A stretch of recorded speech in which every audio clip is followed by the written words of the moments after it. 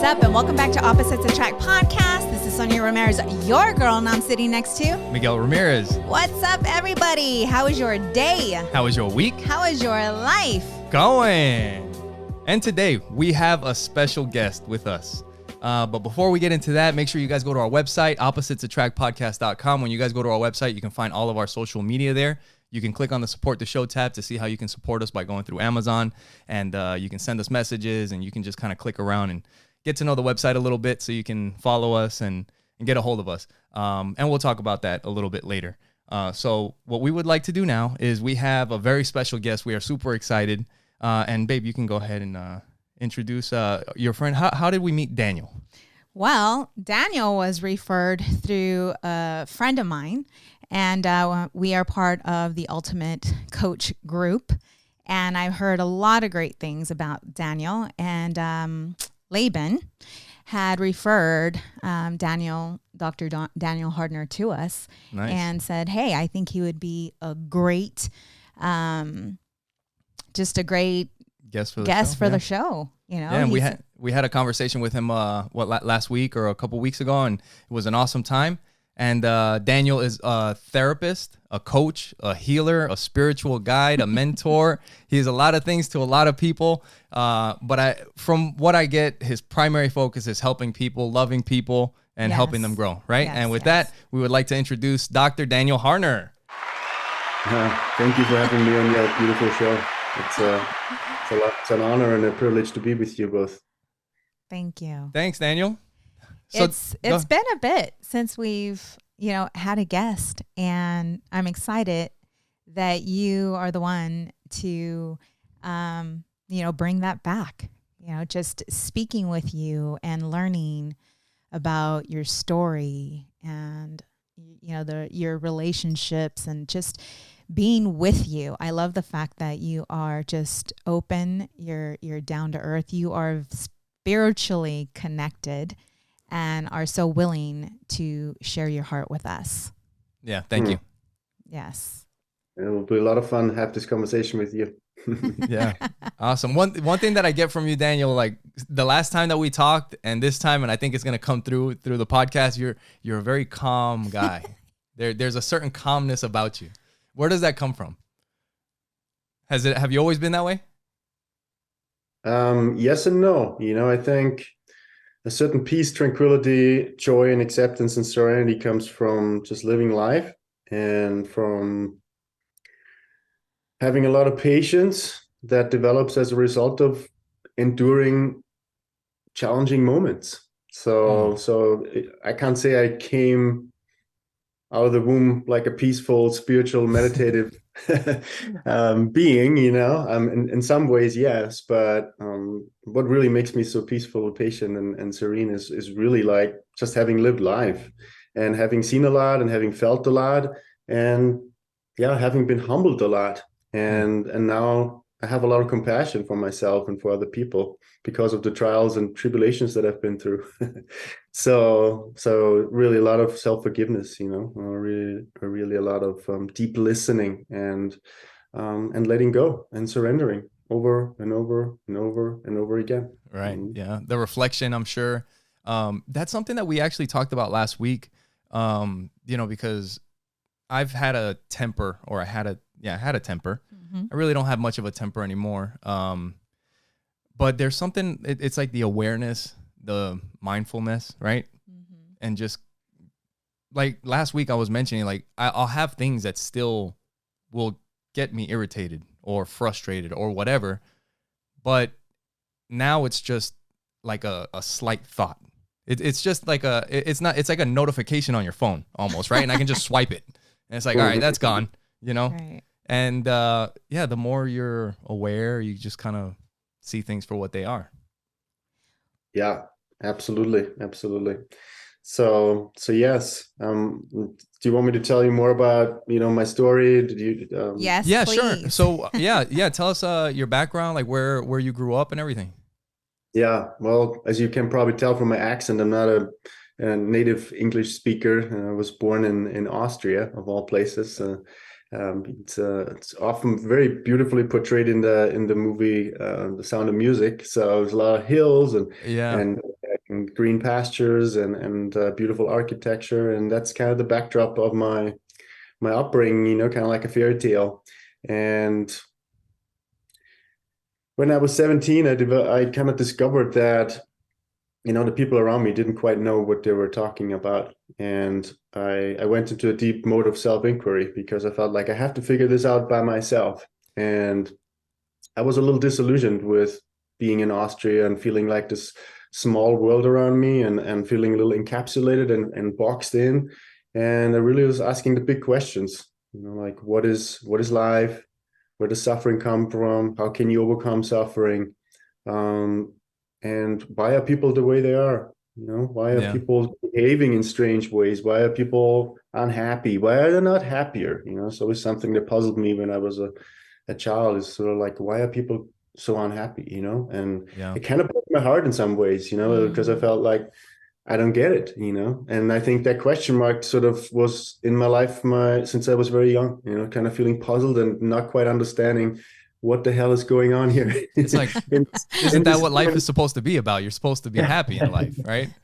Yeah, exactly. It's like, okay, what is going on here? And I think that's what motivated me to become a very deep thinker and a very deep feeler and a very spiritual person too, you know. So I studied philosophy and spirituality when I was 17. Wow. I got into psychedelics very, very early in my life, just to expand my mind and to see past the veil of illusion. And I decided to become a psychologist after I read Dr. Carl Jung's book, Memories, Dreams, and Reflections.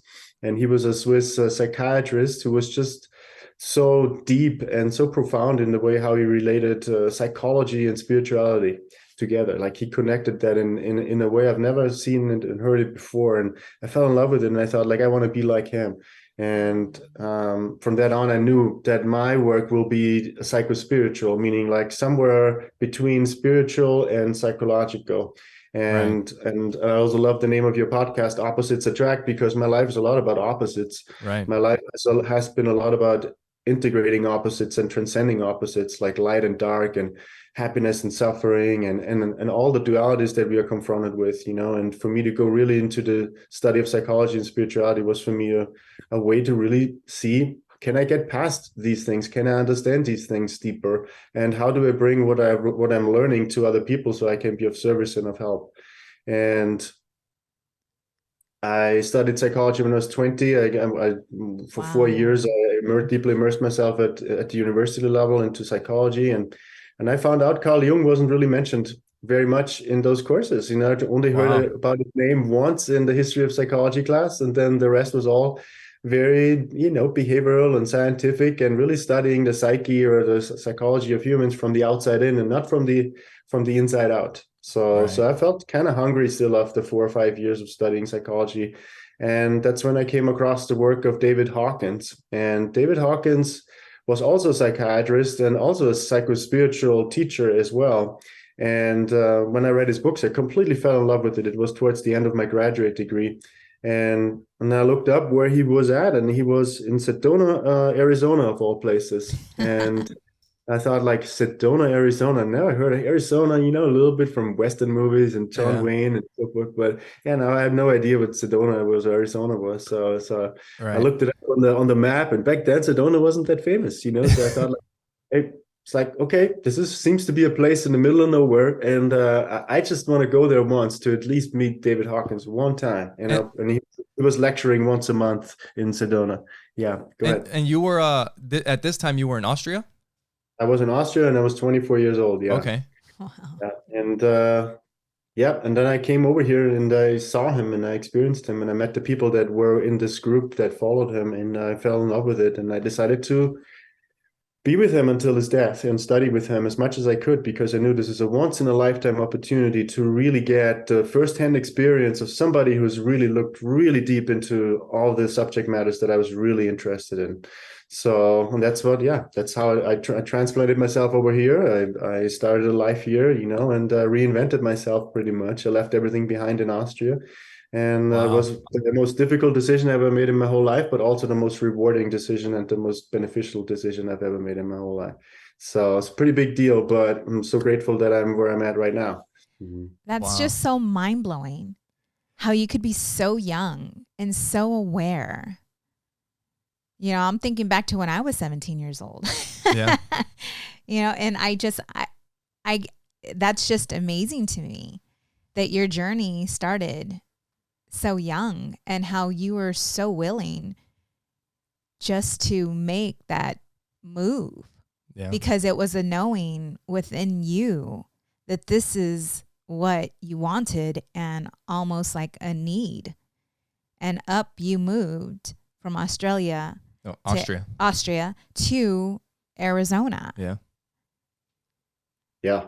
It was a deep inner movement, you know. I can't really say that I did that, you know, because it's like, okay, no, I had this strong burning desire in my heart. It just moved me, you know, and it happened almost miraculously on its own, because I didn't have the strength back then. It was so young and green and inexperienced and insecure, you know. I didn't have the strength to put myself into a new environment like America and leave everything behind. I was really guided really by higher intelligence or a higher power to really make this transition. And it was cool for me to experience what this is like, that I'm feeling so secure and guided and held in this big movement, you know, and letting go of so many things in such a short amount of time is powerful. And I'll never forget it, you know? Yeah, Yes. I bet. So I had a question real quick. But when you were first starting, you said that when you were young, you started realizing that people didn't know what they were talking about. Yeah. What did you mean by that? Well, it seemed like really that when I was young as a child, I had a lot of respect for adults, you know, because they're the elders, and you think, okay, they are the teachers, they are the gods, they know what the doctors and the teachers and the parents and the grandparents. So it doesn't mean I was a perfect child, but I looked up to them, you know. Right, So right. they must be knowing something I don't know, because they are older than me and they've lived longer, and I need to just take it that as you know, for granted. And and when I was 17, I just realized that people around me were broken, and people around me were in a way parroting what they were taught by other people. Right. And some of that was true, and some of it was not true. And that completely blew my mind. You know, blew my mind. I thought, like, wow, I gotta think for myself now, because it's like they actually only are talking what they've learned from other people, and most of it is sort of like just Regurgitated. hearsay evidence, you know. Right. Yeah. Mm-hmm. So that is something that Miguel is very big on. Yeah, I talk to our kids about that. We did you know, the other night. We tell it like they have to have a level of respect for adults. I mean, for everybody, for all things, not just adults, for animals, for nature, for everything. But yeah, we've had that conversation with them, and I wonder, like, at what point, because I think everybody goes through that, right? Like you go through a transition where, like, you start getting older, and then you're like, hold on a second.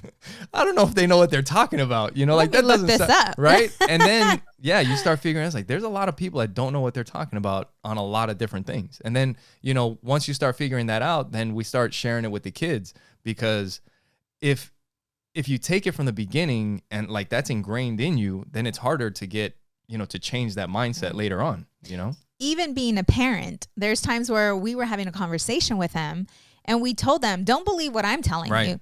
Look it up. Yeah. And as a parent, it's like, that's when you think about that, to tell a kid that, like, don't believe me, like, look it up for yourself. Yeah.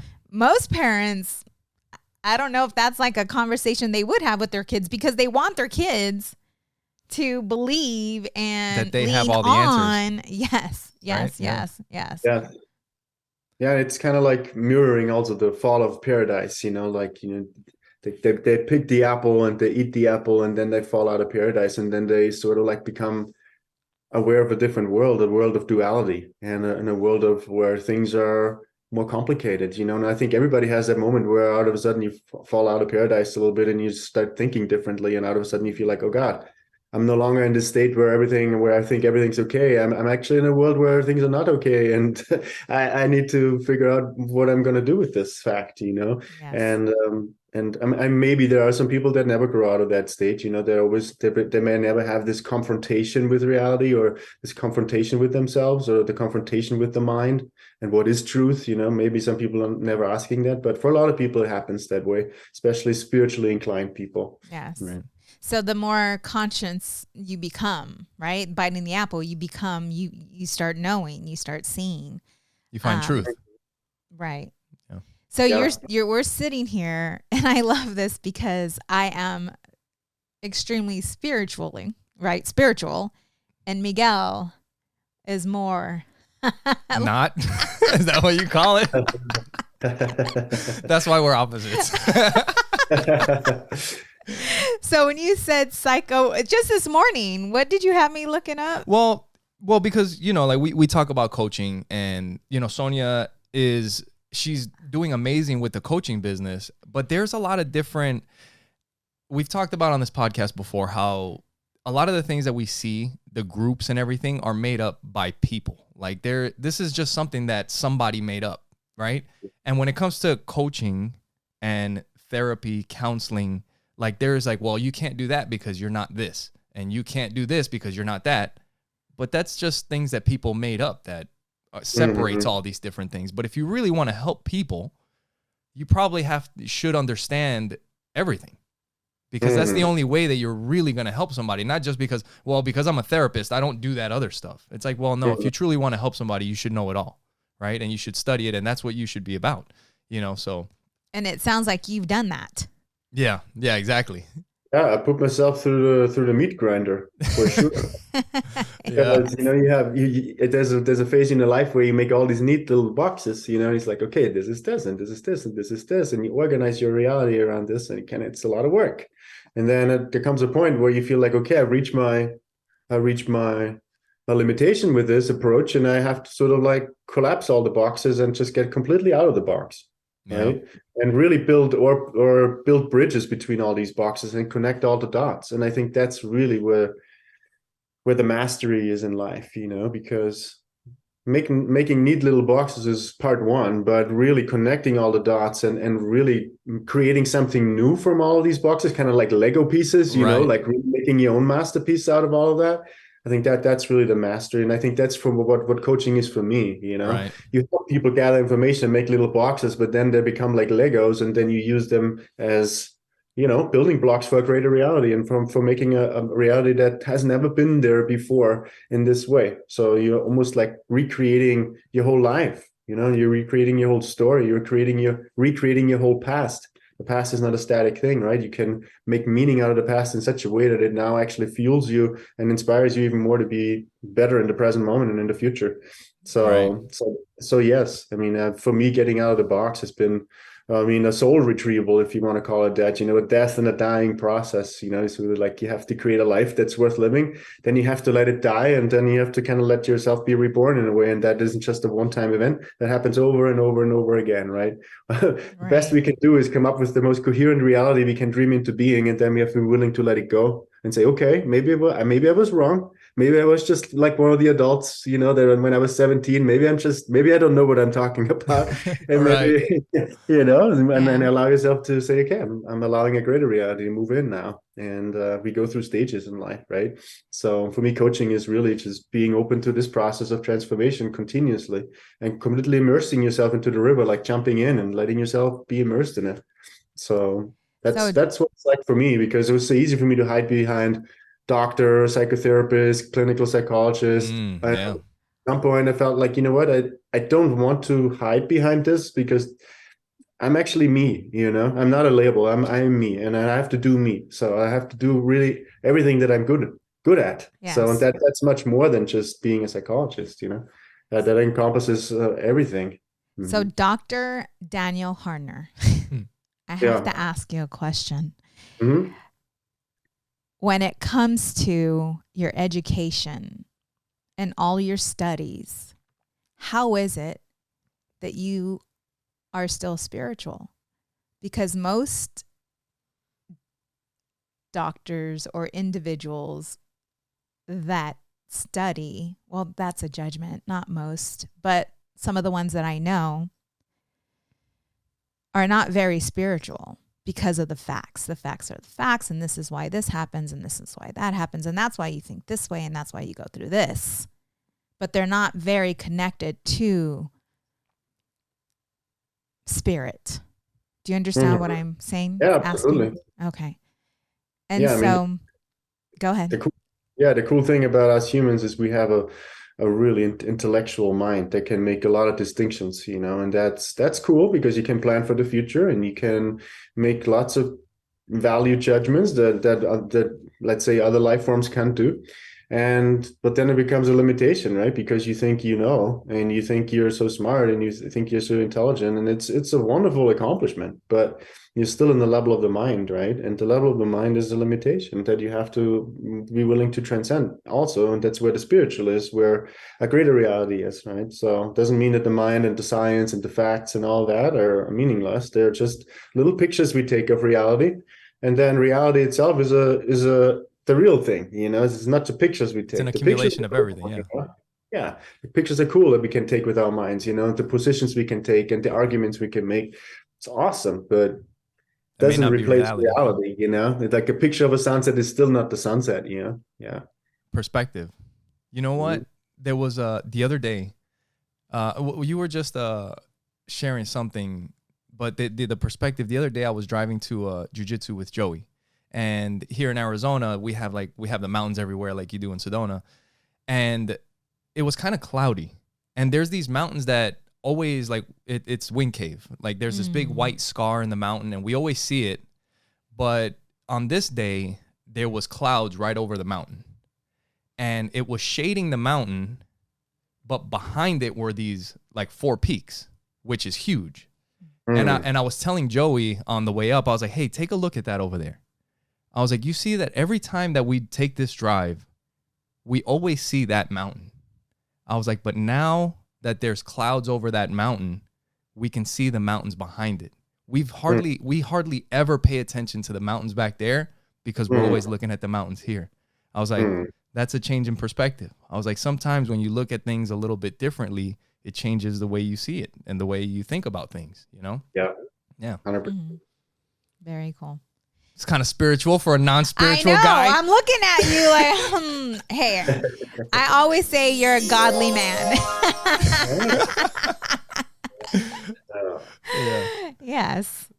So yeah. But you were mentioning about the school and everything, and I was wondering, so was it when you were finished up with school and you're Dr. Daniel Harner, was there a thing like now you have the title, but you still kind of have to work on yourself? Was that the case, or like you still had things to figure out about yourself? Because it's kind of like you have all the technical skills and the knowledge, but I guess in maybe like in jiu-jitsu, like if you watch a bunch of videos, you might know or try to like understand what they're doing, and you can kind of see what they're doing. You can maybe tell other people, but you'll never really know how to do it until you do it. Yes. And you practice it.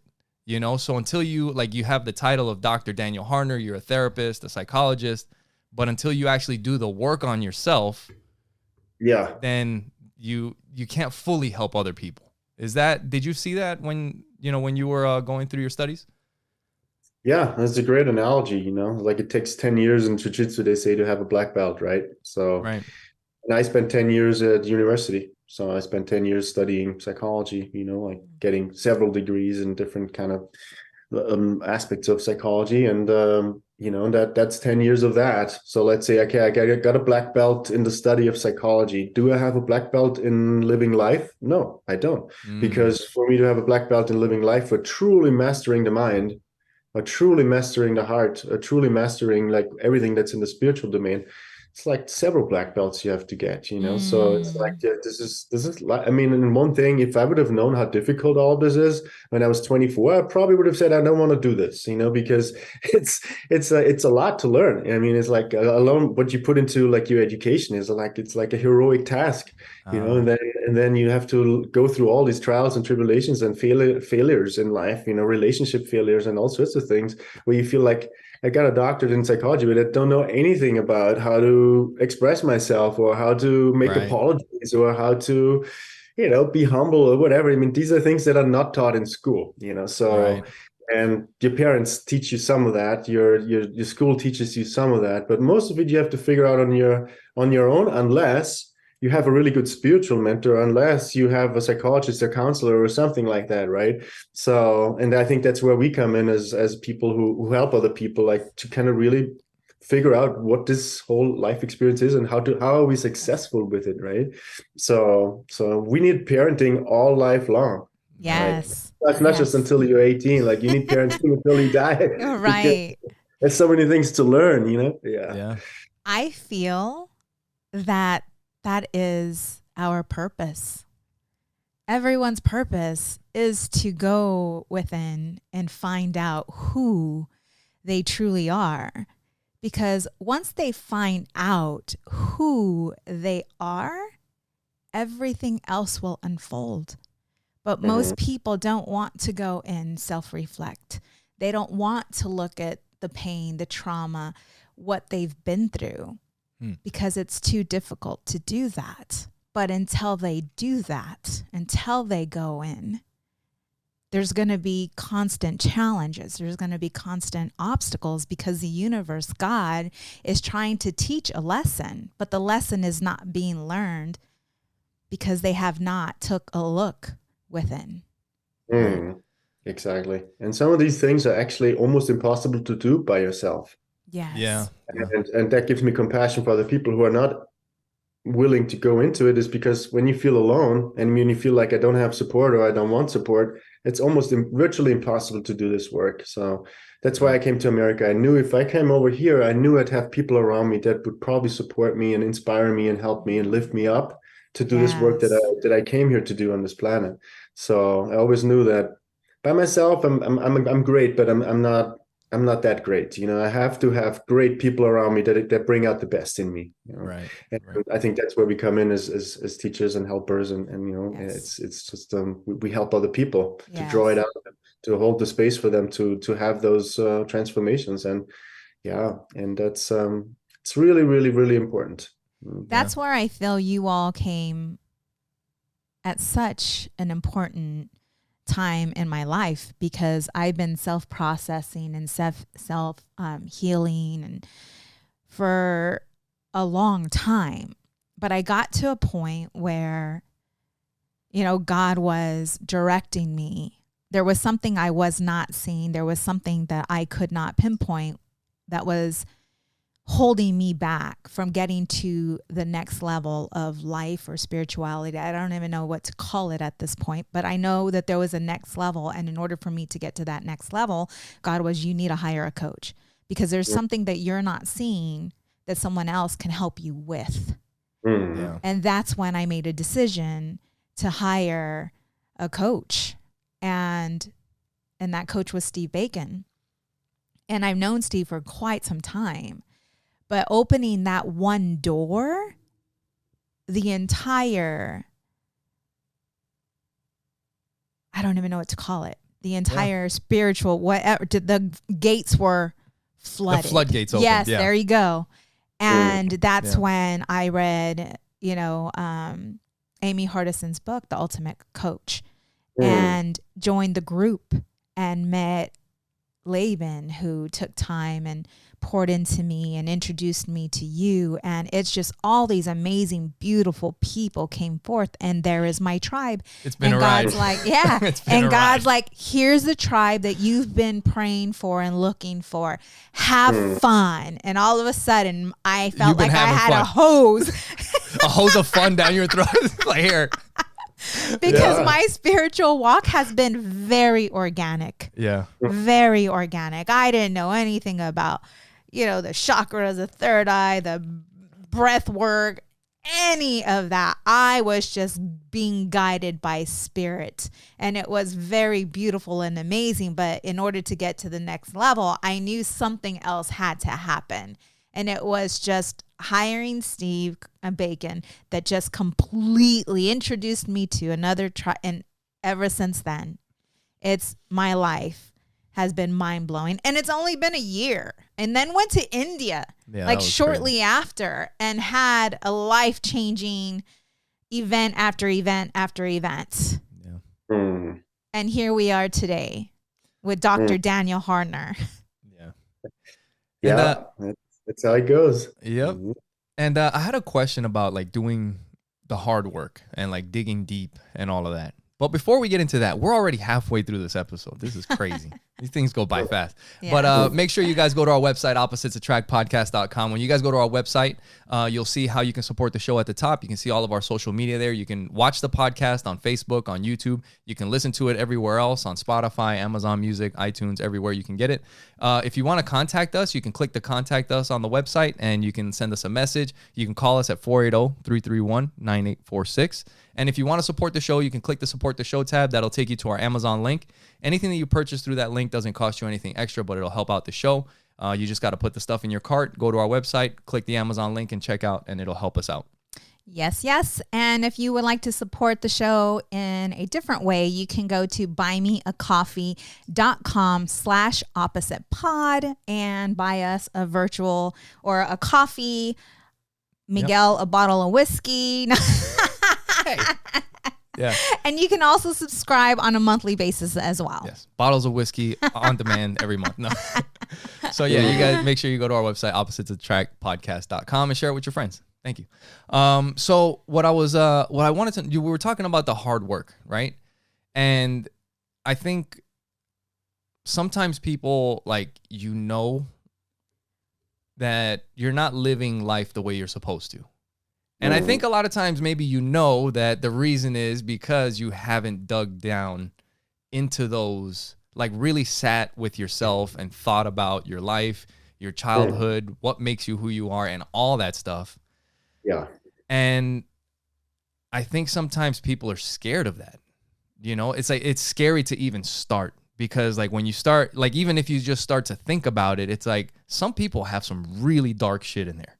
You know what I mean? So what would you say to somebody that is kind of like on the fence, or maybe doesn't want to, like they know they have these things that they need to work out, but really doesn't want to get started? Yeah, everybody's on their own journey to themselves. And the hard work, I kind of like the picture of carrying a backpack. Right? So, okay, there's a lot of heavy stones in that backpack, and you carry that with you. Everybody has some form of luggage or some form of baggage, right? Right. And for me, the purpose of life is to gradually unload whatever is in there. And every stone can be seen as a burden, but you can also see it as a gift and as a potential building block for your amazing life, right? Wow. So you can turn what's seemingly painful and horrible, like can be abuse, can be trauma. I mean, all sorts of things that happen to us. Everybody has their baggage and their dark stuff in there.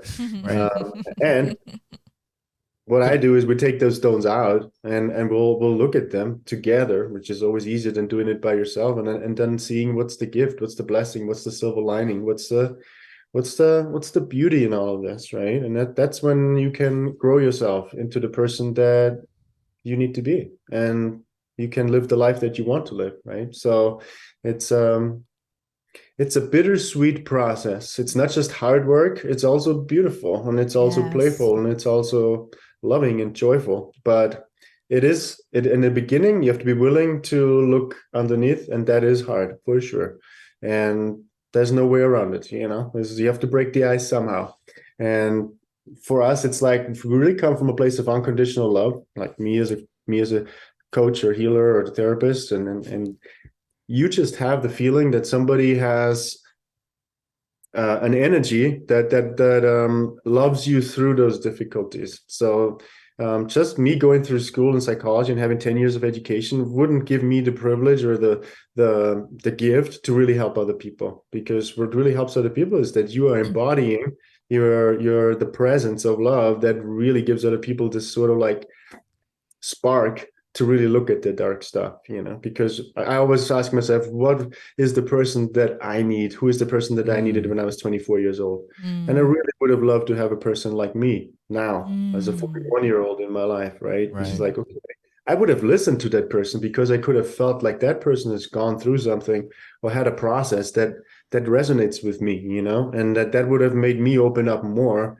to letting all my dark stuff out, because I was carrying question marks all over the place, right? It's like shame and guilt and not knowing how long, and it's like you just don't know what's in there in this bag. It's scary, but if somebody can just eat the elephant with you one piece at a time, just gradually sort of release the burden. I think so I would say, if you are carrying a lot of burden and you don't know what to do with it, then please look for the people that you love and invite them into your life and share the burden with them. Unload gradually. And for me also, I also hired mentors and teachers and coaches. I've never been without a person to talk to for the last 17 years. So I've always had somebody that I shared my life with. And I had times in my life where half of my paycheck was invested in coaching, like continuously, like millions of dollars. I haven't counted, but hundreds of thousands of dollars for sure. But yeah, I mean, that for me, that was so important, and there was such an urgency on the inside, a feeling of, okay, if I don't do this, I don't know what I would do. I mean, I probably would be dead. So I had to kind of say, okay, I'm making this my priority. My spiritual path, my psychological health, my personal growth is the most important thing in my life. If I don't do that, then I will not be successful and I won't have a smile on my face. Yeah, the car, the house, all the other stuff doesn't really matter. Exactly. So, I could compare myself with others. And it's like, hey, are people investing it into their retirement or their car or a house? And I said, no, I'm paying my coach, and I knew deep down that was where the biggest difference was made in my life. Like the 80-20 rule, like, where's the 20% of your investment that makes you 80% of your outcome? That's where I felt like I needed to put my time and attention. So good. Wow. I think for us too, we were each other's teachers. We've been married for 15 years and we have such an amazing, beautiful relationship, but it wasn't always that. Yeah. We went through a lot of struggles and challenges, and through that, one of us had to make the decision to go within. Yeah.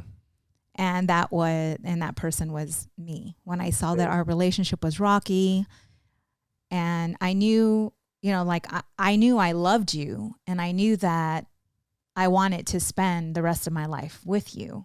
So I knew that I had to change. There was something within me. I call them pain points, right? There was a pain that I knew that I had the ability to go within, and those pain points were the triggers that caused me to submit, to love, to become more conscious, to become more compassionate, more empathetic. And that's when things started to change for us. And that's what led us to where we are today.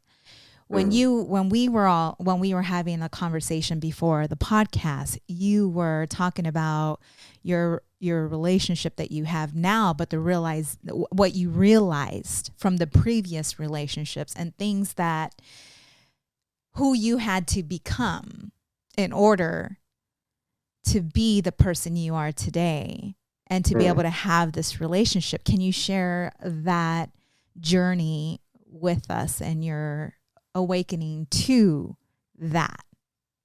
Yeah.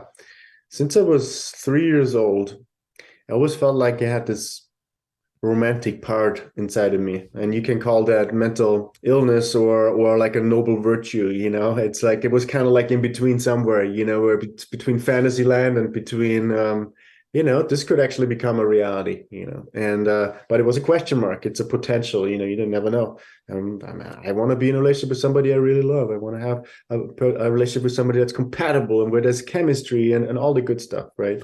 So since I was 3 years old, I was always looking for another to share my life with. Since I was 3 years old, it's like a theme in my life, right? Looking for love, feeling inspiration from being with the feminine in life too, beauty and art and poetry and all the beautiful things. I felt drawn to that my whole life.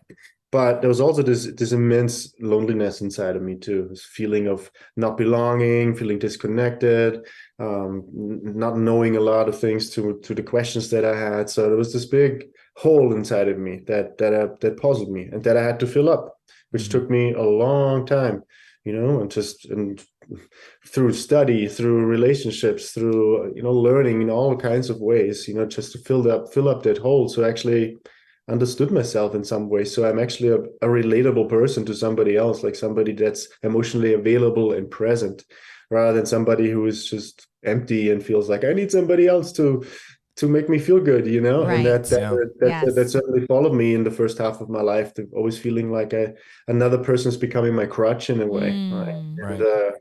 and you know that never works. That never worked. That never will work. You know, and it was frustrating that you think you got it all figured out, and then life teaches you that you don't have it figured out. You know, you come in a relationship where somebody else serves you as a mirror, and you think like, oh, good God, I don't like the reality I'm seeing in that relationship. You Right. Yes. know. Right.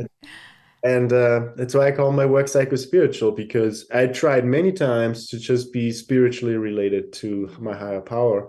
And that was kind of like a one-way street for me, you know, because it didn't show me the human mirror that I needed to grow on a human level. You know, I there's love spiritual it. perfection that's always there. We're always spiritually perfect on the inside, but as a human being we have a lot to learn, and that's Mm. where the relationship comes in, and that's where the psychology comes in. So I had a deep longing for the spiritual, but I also had a deep longing for being related to Mm. life and the feminine, and somebody else in my life that I wanted to share my life with in a really deep and intimate way, because I felt like I'm preparing this beautiful garden here, you know, this beautiful life, and I'm sort of like just enjoying it by myself. I would love Yes. to invite somebody else into this garden. In the beginning, it Mm. wasn't a beautiful garden. I had to create that over time, right? To make this Yes. whole into something actually, you know, that's presentable. I was like, okay, I want to have somebody come with me to this place. Let's call it the garden of the heart. You know, I want to share this garden of the heart with somebody else. I want somebody else to walk in there, you know, and for me, that took a very, very long time to get to that place of actually being open, having an open enough heart to And let somebody learning, else. Yeah, right. that's And learning yes. to fall in love with yourself, Mm-hmm. right? Because in order to love, you have to first love self. And that was something that took me a bit to recognize, because it's exactly what you explained. When you are looking for love outside of yourself, it becomes more like an addiction. You're looking for that person to fulfill the emptiness and the loneliness that you're feeling within. And that emptiness and loneliness is coming from there's something within that needs to be healed or needs to be seen and released in order to fully fall in love with yourself. And I feel that once you're able to do exactly that, then you are able to truly love everything and everyone on the outside. Mm-hmm. Yeah, agreed. And it's not an on or off switch. I mean, it is a gradual continuum of falling in Yes. love deeper and deeper and deeper with Yes. yourself and life, and then yeah, also with other people, and also with your higher power too. You know, I always say this as it's just one relationship, and the relationship between your God or your spirit or the people in your life or yourself, you know, that's all one relationship. So I don't think you can have a really great relationship with one and not with the other. You know, they're Yes. all kind of very, very deeply Intertwined. connected. Right. Right. So in our last conversation, we were talking about how you got into a relationship not too long ago. And Mm-hmm. one thing, I don't know if this has been different than in previous relationships, but you had mentioned that like right from the beginning, when you guys first met, I don't know if it was within the first couple dates or whatever, that you Mm-hmm. guys just kind of put everything out there. Like Yeah. everything that you guys had ever done, like the good stuff, the bad stuff is like, here, this is Yeah. me, take it or leave it kind of thing. You know what I mean? Where a lot Yeah. of times people might be like, I don't know, like I really like this person. And if I share this with them, I might scare them away. You know what I mean? Yeah, So they exactly. don't want Exactly. to, like, they gradually, and then maybe I guess sometimes for some people you just never open up about certain things unless you work on yourself, right? Exactly. 100%. So how was that? How was that in the relationship? How What? did that transition? How Yeah, did you become that? How did you make that decision to do that? and how did it work out in the relationship? Yeah, learning from mistakes in the past, right? Because in the past, I noticed that I had my life neatly organized into little boxes, and some boxes I wanted to share, and some boxes I didn't want to share, Mm, right? And that makes you emotionally unavailable to a certain extent, because there's some Mm. boxes you don't want to share with the other person, right? And that doesn't create a beautiful space. That doesn't create a beautiful relationship. So when I experienced that over and over again, I thought like, oh my God, I'm trying to hide a certain part of my life or a certain part of my inner world from another person because I feel shame about that, right? Or I feel embarrassed about that, or I have a judgment around those areas in my life. And that gradually I had to expose them to the light. First, forgiving myself for having those judgments within me, and then, then gradually coming to a place of acceptance around it, so I wouldn't feel this shame sharing that with other people, right? So it's really taking the walls down, taking the heart wall down, that kind of protects you from, I don't want to be seen, I can't let another person see this, because if they knew this about me, they probably wouldn't love me, right? And that's a deep fear, and with this relationship, it was just like, okay, there's nothing to lose here. So I'm gonna lose a lot if I'm not putting everything on the line. So I know I gotta go all into this, right? So I'm saying, and I had to be willing to just say, you know what? The person who's sitting right in front of you is a complete nut job, a complete wacko, a complete I don't have anything figured out. Don't believe anything you see. Just. And this sort of like humor around this comes from my work with Steve Hardison around it, because that's sort of, he says, you just have to tell him right from the start that you're a complete nutjob. Okay, I love it. if you can do that, then you're gonna be all right. So it's like that's all you have to do. Just lay it all out there. So I ask myself, what are the things that I want the other person, what are the things that I don't want him to know about me? So then I made a list of that, and then I gradually, within the first 3 dates we've had, we just gradually unpacked all those things and say, okay, what about this and what about that, and how do you see the world here, and this is how I see it there, and this is my story, this is my grandma, this is my grandpa, this is my hometown, this is my mom, and this is my dad. Like, I'm painting a picture for you. Do you still love me now? I'm painting the picture, that I can have inside, this is me, kind of, Right. And it's like, wow, this is cool, on the other person is not running away. They're interested, they stay curious, they stay related, they stay engaged with you, and I think like, okay, this is awesome. I've never made it this far. It's like playing a game, right? You get to the next level. It's like, okay. Yeah. It's like, I'm getting to leveled up. I leveled up. Yeah. It's like I'm putting it all out there, and just the other person's not running away. How come? Yeah. And they're like, hold on a second. I'm a little crazy too. Let me share some stuff with you. Right? Because everybody's got their own story, their own stuff. Right? That's beautiful. Yeah, and that's where the sweet stuff is, right? The more you can dig into that place where it's kind of like a little edgy, where you feel like, oh God, this might be a deal breaker. Let's talk about the deal breakers, the possible deal breakers. Once you get past those, then you have a lot more intimacy there, because you feel like, God, we just opened up another room in this house. So more room to breathe, more room to explore, more room to be creative, right? So more room to breathe. That is so beautiful. Like, more, like I could almost feel that, like, more room to breathe. Like, when you put it out there, it's like, like, finally, like, I don't have to worry about that anymore. Now, but I have something coming up, and it's funny, but with you and I, if we would have did that at the beginning, I don't know if we would have been sitting here.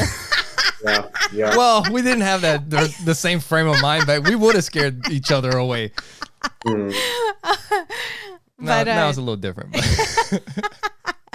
yeah. No, it requires maturity for you to be completely honest with somebody else, and for the other person to really take that in requires maturity of them too. So my partner, she had to go through her own ego death to come to the place where she could meet somebody that she could relate to in this way, and I had to go through my own ego death to be at this place as well.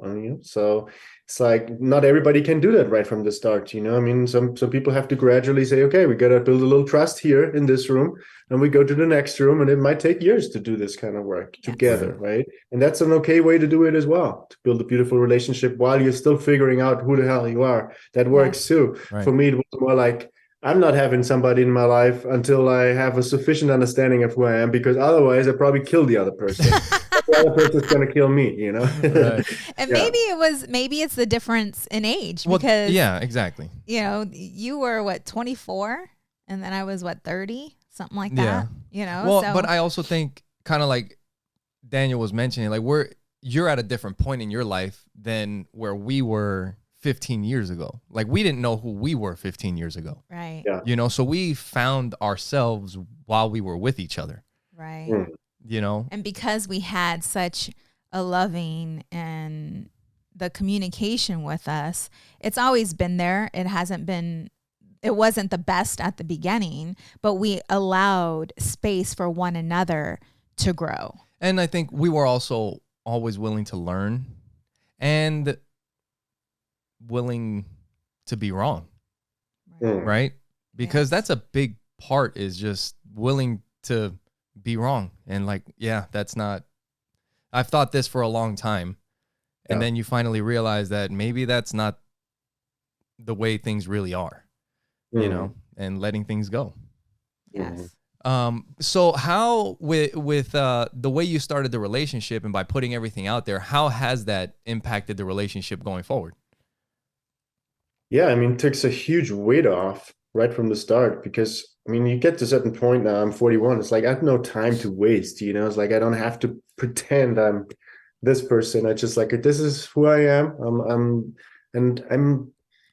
I'm feeling good about my story, my life, and I'm giving this as a gift to somebody else. And for me, that was the first timer to doing it in this sort of on this level with somebody else. And it took a huge weight off, I mean, right from the start, you know. So like, it set a new baseline, set a new foundation.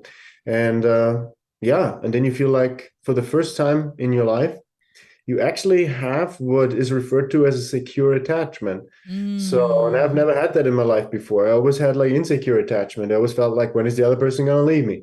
When you know, like, what's going on? Like, and then having this push and pull all the time, you know, when you make up all these mental models about the other person and who they think you are and who you think they are. And then you create this gap between you and them. And then you have this distance and you have this lack of intimacy, right? So with this one, how it's developed was just put it all out there, connect all the dots. And then, yes, you feel this sense of connection and security that I've never had before, right? You feel like, okay, the other person is not running away. How come they're not running away? And then you have to get used to this new way of feeling like, hey, I'm secure with this person. This person's going to stay. This person's loving me no matter what. This is unconditional love, you know? And then you have to repattern your nervous system in a way to a new way of being. It's just like, wow, I had no idea that I actually could do this, you know? I was like, whoa. It's like, so that's the cool experience, right? Also, as a working hypothesis, maybe I've experienced only such bad relationships in the past because I was choosing the wrong people. Maybe there was actually nothing wrong with me per se. It's just probably because it's just two bad ingredients put together don't make a good meal, you know? So it's like, there wasn't that much wrong with me. If I just had found the right person, I probably would have brought out much better aspects of me too. So I don't know if I'm making sense with saying this. Yes, 100%. Yeah, it's just it was a little bit of a light bulb going on inside of me. It's like, wow, I was actually just picking these people to bring up my wounding, really. I mean, they weren't actually meant to stay, you know. They were just here to show me something and then to move on, you know. And with this one, it's more like, no, this is the hard work has been done. This is now the next layer of work that needs to be done. It's like actually getting used to a healthy relationship and not getting used to drama and trauma and all that shit. Right. Yeah. It's like, now you got two good ingredients. Now let's make a meal. Let's make a good, healthy meal. Yeah, and then feeling also, okay, whatever now comes up as stuff to be worked on is worked on from a place of maturity and self-correcting and apologizing and being curious and staying related while you are working through something difficult. Whereas before it's like relationship breakdown, not being able to work through it, and then having trauma on top of the other trauma, you know? So it's like, so that's how it is now, you know. It's a new experience to be in a relationship with maturity and to enjoy the process as two functional adults, not two traumatized children. Right. Yes. Well, congratulations. That's awesome. Yes, it's such a beautiful thing. In the book, The Power of Now by Eckhart Tolle, he talks about how rare it is to be in a relationship where the same love is being reflected, to feel unconditional love, and to be in a relationship and it be mutual is the most profound work that you will ever do. To be in a successful relationship, and what defines that is being able, it's exactly what you described. And it is there's not even really words that can describe the feeling that you have when you find that relationship. Yeah. You know, and it's with Miguel and I being just that, and having two amazing, beautiful children that are witnessing the way a healthy, loving relationship should look like and what it is helping them to build their confidence and knowing on what a healthy relationship looks like. You know, so congratulations to you on that. That's awesome. Yeah, thank you. Congratulations to you, and thank you for all the hard work you've been doing on creating this beautiful relationship and family. Yeah. Thank you.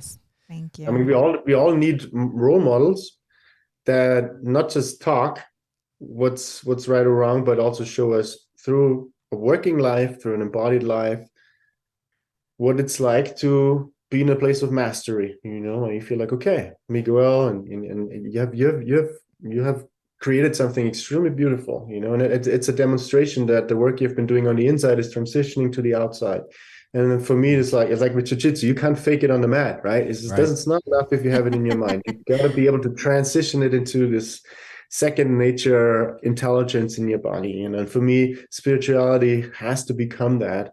And for me, to transition spirituality into life, I needed to also master my psychology, because it's almost like spirit is almost funneled through the psychology so that it becomes an embodied experience in this life. So for me, that's why there was never just being spiritual or just being a psychologist. That just, you know, for me, it was always connected, mind, body, spirit, everything, right? So it's like, I got to connect the dots here or I'm not going to be successful. And it was all or nothing kind of in a way for me a little bit. So it was a big pressure for me to make really this life experience work, you know, and it was not easy, but I'm happy to be where I'm at. I'm happy to share it with you and with other people. So, because that's what I'm here for. Yeah. You know, earlier I had a thought when we were talking about all the different like how psychology is just one part of it. And I'm always thinking about fighting because that's something that I'm, you know, I'm passionate about. But it like the analogy that came to me is like, it's kind of like MMA, because psychology is probably like jiu-jitsu, and you have all these other disciplines that make up life, and MMA is life because that's reality. That's a real fight. But you can't just focus only on jiu-jitsu. You have to have wrestling. You have to have kickboxing. You have to have all these other things that make up life, you know? He always does such great analogies when it comes to jiu-jitsu. And you can relate because you yourself practice jiu-jitsu, right? Yeah. You're a blue belt. Is that correct? Yeah. Yes. Exactly. Yeah. For me, always martial arts was a way of seeing if my body can keep up with where I'm at in my mind, you know, and if my mind can keep up with the body and the spirit. So for me, it was a vehicle to connect dots. So for me, it's like spirituality and psychology are kind of like internal martial arts. And so it's almost like working on the inside, and you can be a black belt at that and not be able to transition it out into the world. But you can also be black belt in both, right? You can be a black belt in spirit, a black belt in mind, and a black belt in emotions, and you can be a black belt in the body, right? So if you can be all of that, then you're a complete package, right? And that's awesome. I want to be that. If I can have a choice, like, okay, of course I want to be that, you know. I want to be the full thing, because that's what life's about. You want to experience it to its fullest capacity. Yeah. Yes. That's awesome. It's been. Do we still have time?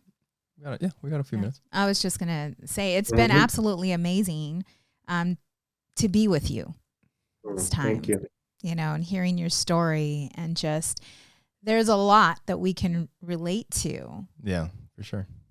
And I'm just so honored to be here with you. Yeah.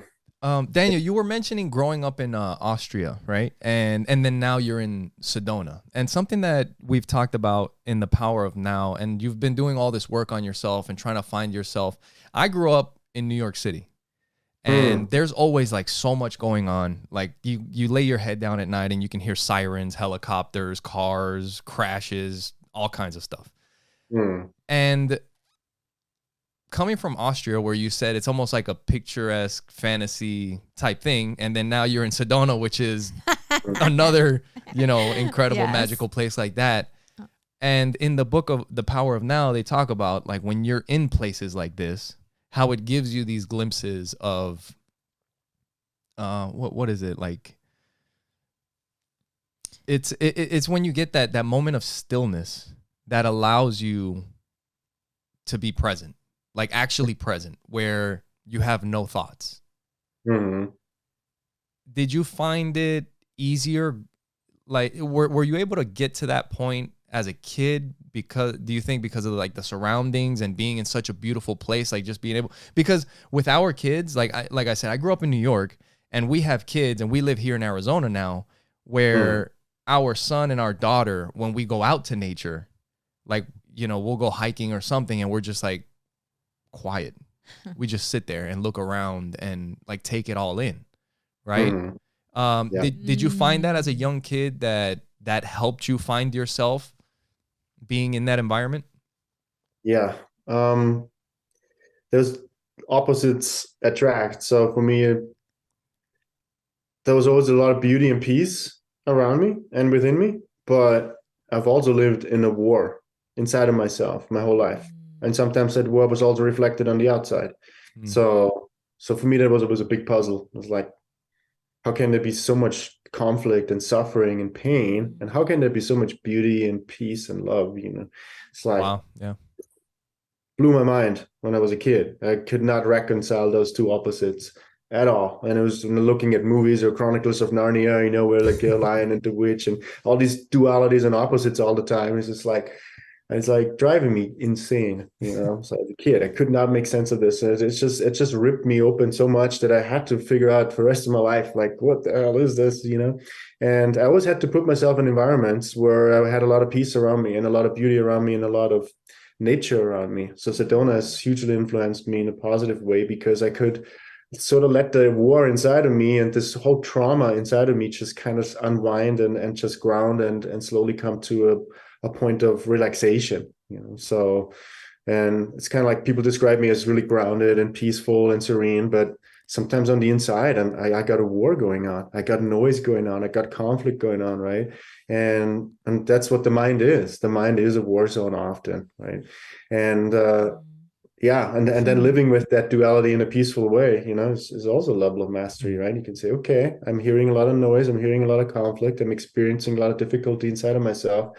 Can I be present with that? Can I be in a state of peace, equanimity, and acceptance when this stuff comes up? And I had to do this all the time. I mean, there was really breaks in my life. I had to get that channel going on all the time. It's just like sometimes I wanted to switch it off, but you can't. There's no on and off switch. It's like you can learn how to surf, but you can't turn off the waves. You just have to roll with the punches.